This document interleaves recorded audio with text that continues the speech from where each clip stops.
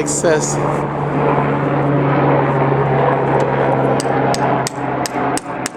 that the way they built them was they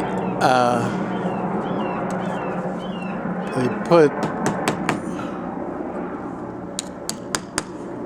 staples in them to hold them in place, and then they screw them down.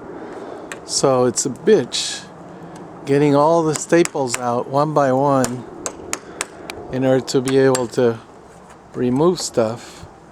You have to get one staple out at a time, and there's tons of them there,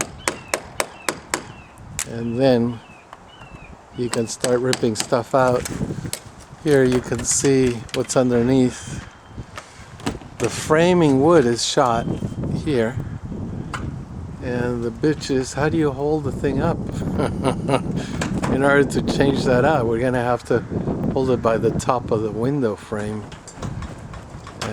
To do this one, we also, just like Zach said, we're gonna have to take that piece of curved wood out and trace it, and then cut a new piece and put it back in. So that's what's happening so far.